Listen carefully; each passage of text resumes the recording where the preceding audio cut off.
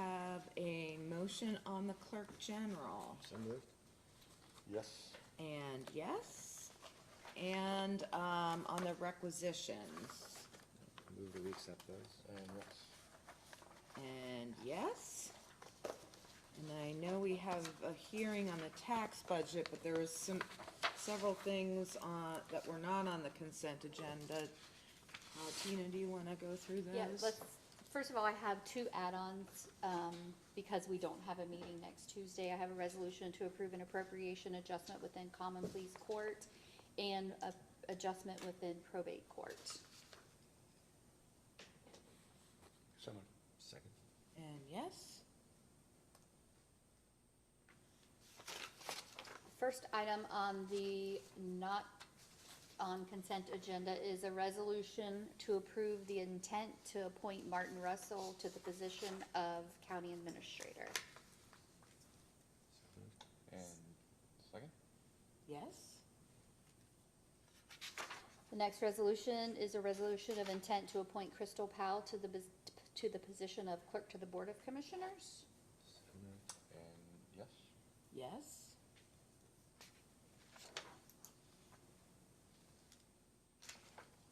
The next resolution I have is a resolution approving and authorizing the execution of an amendment number 1 to a license and indemnification agreement with CFPN Ohio LLC for the purposes of the temporary construction entrance and access across county-owned vacant land to the C575 Logistics Center North site.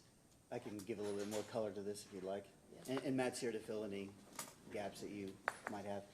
If you recall, a year or so ago, Core 5 came in and requested through, actually with Chris walking in, the access point that they have on Union Road to use a temporary easement to come into the site in order for construction purposes.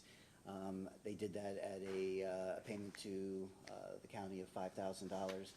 They recently came to Matt and asked if that could be extended. So I think Matt went and talked to Chris. There are no issues from the Water and Sewer Department. So we were just curious if the commissioners would be willing to extend that is it another year? Yes. Another year for Because another 5,000. construction's not complete. Matt, is there more detail you want to give relative to construction timeframes and things? Yeah, that's the main reason, it's just construction's still ongoing. So they requested an extra year, and they had requested, just sort of until the final connection to Union Road is made, and work with Bruce. I think the way it's structured is that, it's for a year, but there's potential further renewal options that the board could exercise if the need would still be there, a year from now. So it's not intended to be permanent.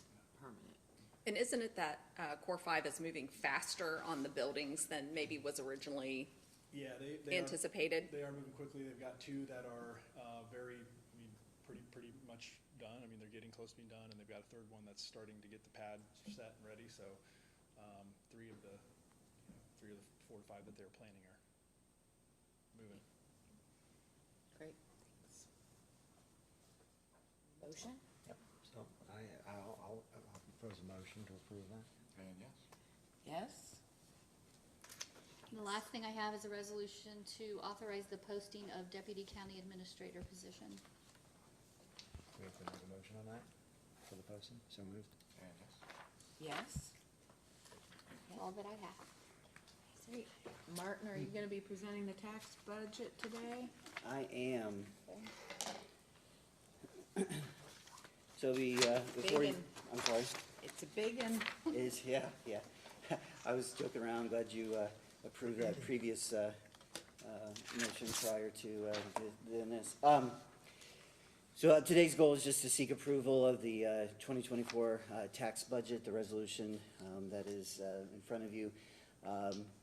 We just have to have this. We're doing this a little bit of an accelerated, coming to the backside of June versus waiting to the early part of July.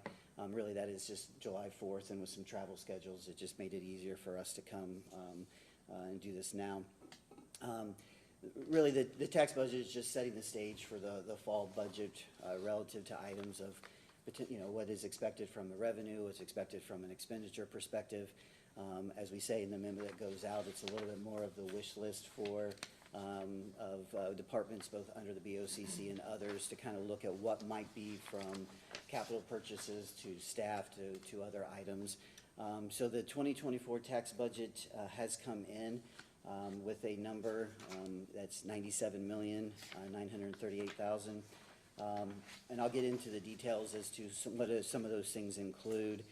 That is over 13% higher than what we appropriated at the end of 2023, which was $86 million and some change. That is broken down. It actually stayed fairly consistent, breaking it down between what I'll just call sectors. About 55% of that is for public safety, 40% for general operations, and then you have the social service at 3.5% roughly, and the miscellaneous just under 1%. One thing that we've said for several years that I've been here doing this is that this takes the full weight of children's services into account. Normally at the end of the year, we will look at where we set financially. And in the last several years, we have pre-funded children's services at $2 million. And then last year, because of the great work that Shauna and her team have done and carried over when Susan Walther was there, they have enough of a carryover with some of the reimbursements and things they've been more aggressive on that they actually were able to use some of their surplus last year. So if we took that same scenario, that would obviously bring that down by about $3.2 million. Other things that are in this, it's kind of one of those things we talked about at the end of last year, is there's interest income that we have to account for, because while we we're receiving more interest income, some of that, with Chris sitting here, gets transferred to the Water and Sewer Department. And I have it later on in my notes when I talk about kind of the current overview, but we're nearing our totals in interest last year, so I bumped that up another potential $300,000 to $400,000 just to account for it if it came in. Of course, as we say, relative to the wish list, there's a significant amount of things with vehicles, staffing, desired capital purchases that are in here. As an example, you know, the Sheriff's Department has about $650,000 worth of new vehicles. I think in talking to Nolan Cook at the garage, that we're starting to see vehicles come in a little bit easier, but I still think it's going to be probably a challenge going into 2024 to some extent. One of the items on here is a significant amount that has been into the IT department. This is really around the cybersecurity. The data board is having conversations right now into these what are called CIS modules and what it really would sit there and potentially cost from a cyber perspective to get much more aggressive. So they put the full weight and the full into their going into a presidential election. We're looking at increases. I think one of the things we have to look at, and we'll review this as we get into the fall, is kind of their other funds that they have from a tech side, what they can bring to this. So that's just kind of the highlights in the overview of the budget.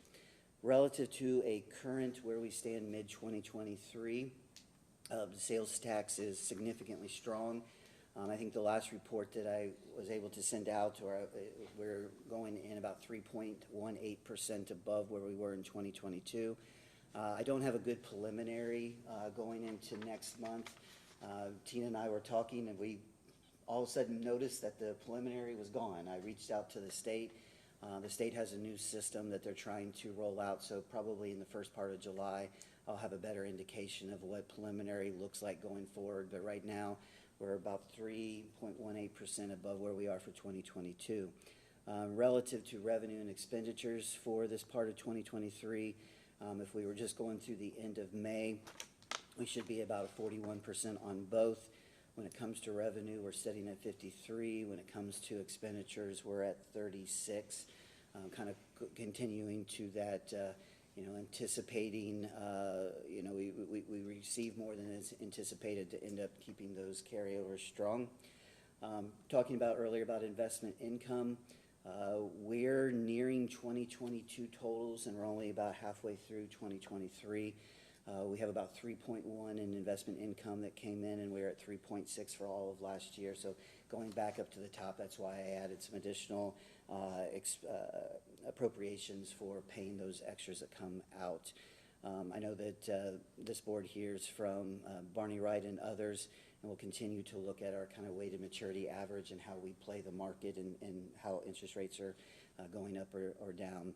I called down just to get an idea from a building permit side. We are on pace in 2022 from a building permit side, but I think if you recall, there were some different fee structures. But while we're on pace and at the same number at this time of the year last year, we're up a couple $100,000 on building permits. We'll come obviously in the fall, we'll look at where money is. The anticipation is to fund the infrastructure bank. We've been doing that. Originally it was for $7.5 million, but the last several years we've done $10 million, and we plan on continuing the rainy day fund at the $12 million, and then we'll evaluate because that has to stay at 16.6 of expenditures. Lastly, actually 2 points, the non-general fund is also before us. That sets at 225 million, and that is money that we appropriate is the money that we can bring in, so it has to sit there and match.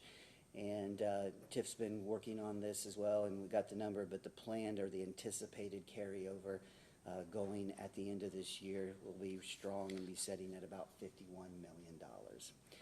So that is my kind of canned presentation relative to the tax budget. So- Obviously, I'm sorry. I want you to finish before I ask. No, I just was gonna say is obviously as we move into the fall and we get updated numbers, we'll send a memo out. We'll seek guidance from the commissioners relative to your targets that you'd like to see for departments and other elected officials. We'll bring that forward to you sort of the backside of the summer. We'll send out that memo, and then we'll do a significant deep dive with all departments to see where they're at. So, a couple of questions I have in terms of the increase in appropriations requests. Since we haven't set forward a target, is the substantial increase in spending due to like capital purchases that safety and others are looking to make, since, you know, we did pretty comprehensive salary reviews and adjustments over the last couple of years. Right. I would say looking at each of them kind of line by line item, I think there's some natural, I think a lot of the directors just pegged somewhere between 2 to 3% as far as an increase. So you do see salary increases. They're not held flat. But I would say is you don't necessarily see something that a lot is substantial. I think more of it, and I just made some of my own kind of notes on my own sheet. As an example, in facilities, you see a significant increase in the anticipation of what utility costs are going to sit there and be, and materials that they'll need as they work around the campus. I already mentioned roughly from the sheriff's office, it's vehicle purchases. When it comes to actually like salaries, it's not necessarily that you're seeing current staff with a significant increase, and I'll just use building and zoning as an example. They have 2 new staff positions they would like to discuss.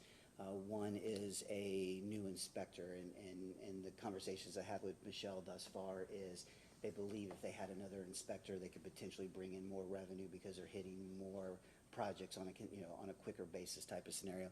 So those are the types of things I think we're seeing is, yes, there's some small increases with current staff, but it's a lot more of the capital purchases, potential new staff hires, and then we just have to evaluate those in more specificity as we move to the fall.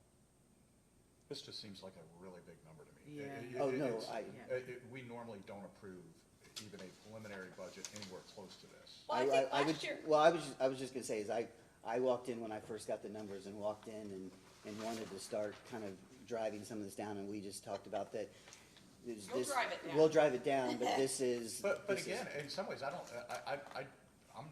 know that I'm even comfortable Well, with saying so- it's gonna be a 14% increase, and we're preliminarily okay with that. I'm But, not. but I I understand that, and I think, we have had in the past close to 14 in a tax budget. We have? I Like don't remember. 13.79, I believe, was year before last, maybe.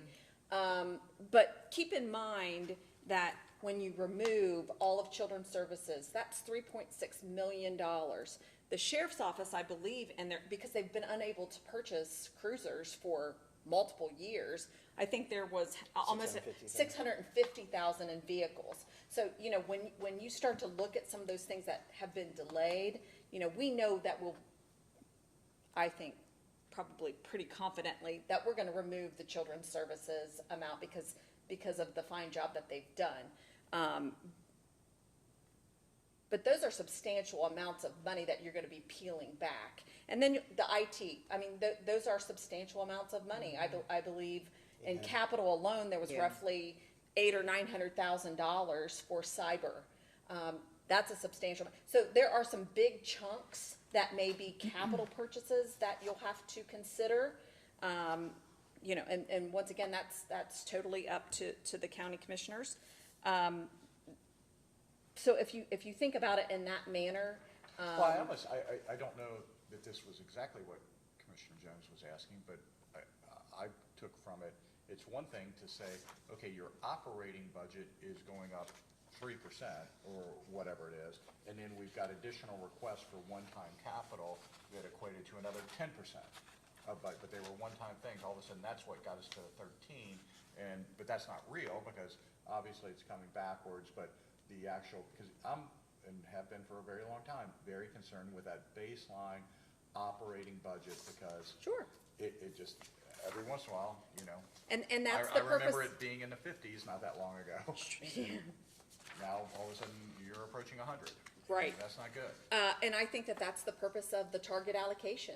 And when the commissioners say, you know, let's try to keep it 3%, 2-3%, then that's when we really start driving this down and line item by line item, looking at what's been requested. Yeah, because it's one thing that, yes, we have a carryover, yes, we can do things to, number one, make the county safer, like cyber, but that's not we're not spending an extra $900,000 every year on that. You know, it's a capital purchase potentially. That Correct. we're buying this software. And there may be that does some, this. there may be some maintenance or positions, whatever. well, and there may be some positions that they're looking at. Or, hey, we're going to build this building, and, okay, that's a one-time thing, but then this, you know, we have to do that. But an ongoing operating budget.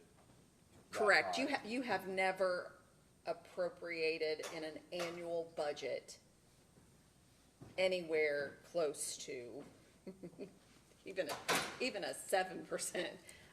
So that's where we get, you know, But if you're telling me that it's been proposed in this range before. yes. I just don't remember it. I was thinking. Yeah. 13.79, I Yeah. think, was the one, I the, do or remember that. We had the same 12.79 or conversation 13. at that time. Yes, we did. I mean, look, I think, you know, from my standpoint anyway, it's, you know, I just want to be able to telescope publicly, like we did previously, that this is sort of like the wish list, and it is what we anticipate revenues to be. And so we're looking at what our revenues, expected revenues are up against the wish list.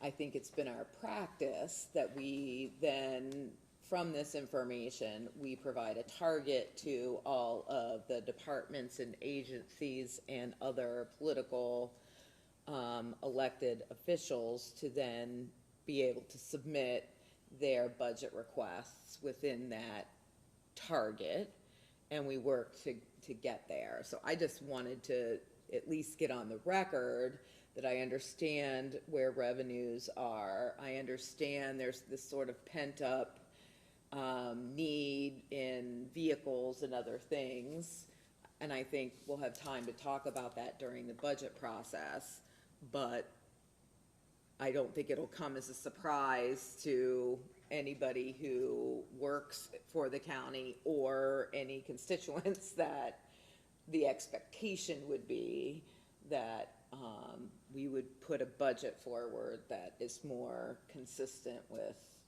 the type of growth that we've had year over year. And Go ahead. What I was going to say is that That target, obviously, as we get there, is very important. I mean, last year, as we went into the fall, the target was 4%.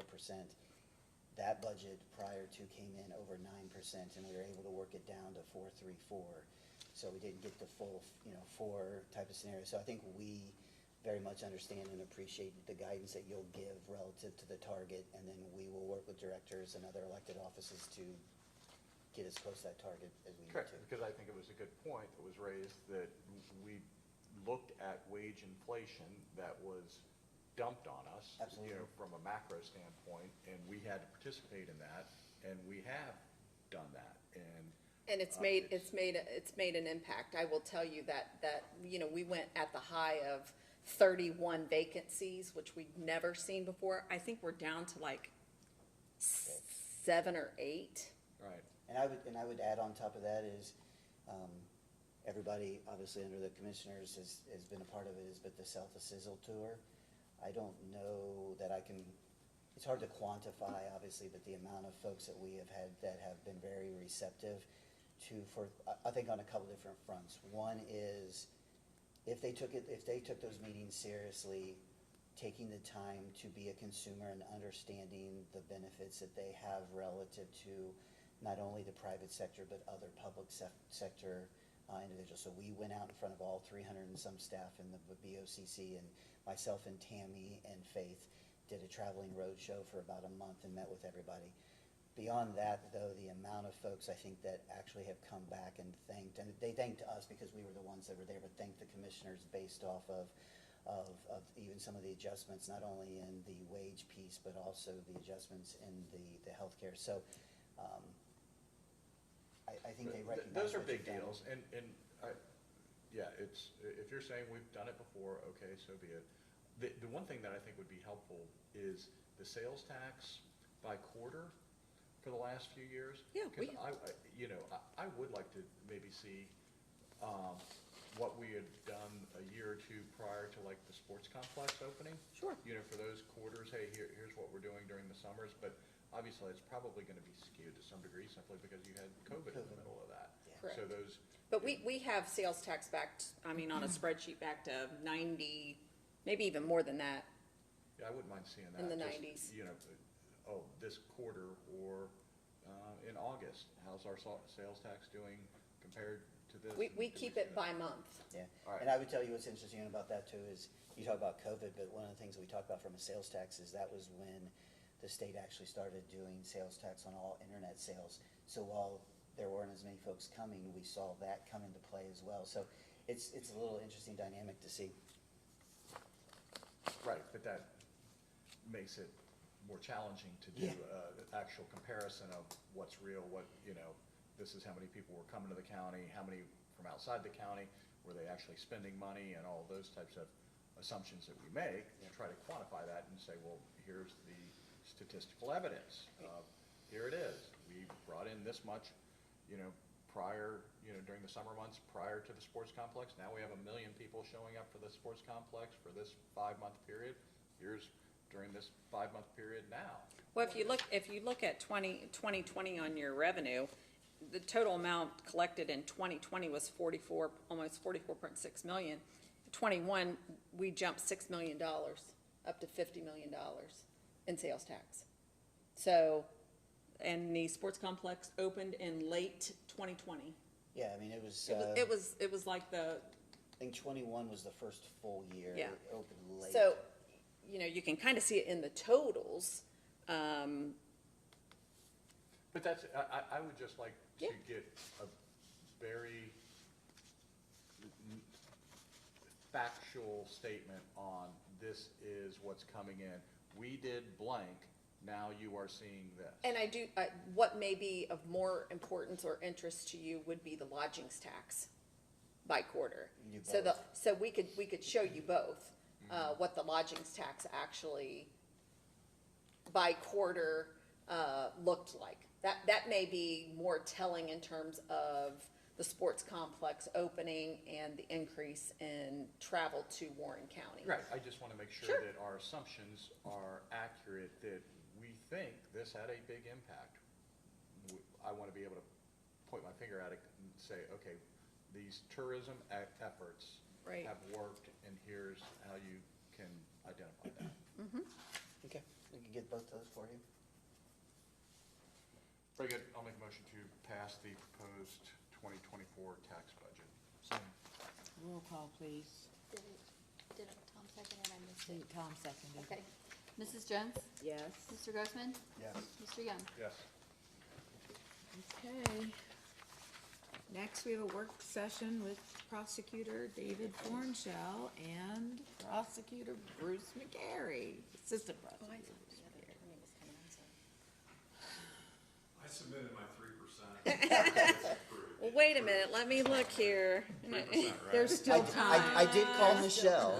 Was it 3%? It Yeah. was 3%. It was funny because she sent it over by hand, and normally I asked her. I called her early and asked her if we had the 4 options. Right. No, yeah, the four options. No, I think, we I do. think I think it was the only sad conversation you and I ever had when you had to come in above that number. I mean, you were like, tail He between takes your it legs. very You're like, serious. absolutely. We do Man, take I it had to do that. But in all seriousness, I mean, not to beat the dead horse, you've already passed the tax budget. But it was, I can tell you just from our standpoint, just getting us back to market with respect to some of the positions. We still have one vacancy. That's a part-time vacancy, and so I think that has more to do with us having that vacancy at this point in time, because it's a little bit harder to fill a part-time position than it is a full-time position. But, you know, from our perspective, we had extreme difficulties over the last couple of years because, I mean, we had been very conservative in terms of kind of keeping our baseline entry-level folks in a particular range. And then, as Commissioner Young mentioned, with the inflationary pressures kind of dumped upon us, when we would go out to try to hire, when we have a vacancy, even hiring an entry-level person, what those people were making in the market was higher than what we were paying existing people. And so from my perspective, I can't bring somebody in with less experience and less time with our county and pay them more than what somebody who's worked for me for 4 or 5 years is. So that necessitated us kind of moving the grid, so to speak, northward in terms of our salary structure, but it has helped significantly, and so we appreciate what's done. I know my folks have appreciated that over the last couple of years, and I think, you know, hopefully we can keep inflationary pressure down and be more commensurate with what we're used to seeing in terms of growth. Can I pose a question to you about Sure. that? So I mentioned earlier about sort of the Sell the Sizzle tour that we did with the departments under the BOCC, which Right. really sort of laid out, and we put it in sort of graph form, all the benefits that come, Right. and we got to the point where folks actually could sit there and calculate what wasn't seen in their pay stub on an Right. annual basis. Right. From 17,000 to 25,000 of extra benefits. Right. But we just did that under the BOCC. Would you find that that would have value if we did that same tour with you and other elected officials' departments? I can tell you just for me personally, and I don't recall this having been done the last few years, but we used to get, Yeah. Yeah, Munis doesn't Packet. allow it as well. Munis doesn't allow us to capture Okay. that Yeah. information anymore. so that packet, for me, I mean, even as an elected official, it's one of those things where when you're looking at the budget, I'm looking at it from a macro standpoint in. with Yeah. all of my employees, Right. right? Here's what gets dumped in for insurance, this is what gets dumped in for unemployment. For everything, there's a separate line item, but it's collective. That was when I would get it and it would individually show me what the value of my compensation was. And to me, as opposed to doing a roadshow, like you said, that document I thought was very eye-opening. And I think, if it was eye-opening for me and I deal with the budget continuously, I would think it would have to be eye-opening for employees to be able to see it. Yeah, we've tried to explore several ways of capturing that in the new Munis system. Right, And that's the thing, whenever you buy an off-the-shelf right. Product, it product. has its features. It and- has its features, Right. and some of the things that we were able to do when we had our own in-house programming Right. have gone away. So Right. yes, and I found value in that myself. I think other people, as you've mentioned, found value in that. But So I think, as opposed, I don't know how much effort it would take to recreate something like that. But I think that would be just, if you make people go to another meeting, Well, let me, you know, why don't I forward to you? Well, they come to you. Yeah, How we- about we- you guys take this That's conversation fine. offline, Yeah. and then we That's can fine. get to the Sure. business here. Sorry, I'm I sorry. appreciate the conversation, and I think you're right, but you can Yep. handle this Sure. moving forward. Okay, back to you, prosecutor. What do you have for us today? So, I think Assistant Prosecutor McGarrett has negotiated a engagement agreement with a law firm in relation to some mass tort litigation that is pending, relating to some contaminants that various manufacturers are now, as you're seeing, as publicly reported, taking responsibility for. We are having some issues with respect to readings with respect to those contaminants in our different parts of our county.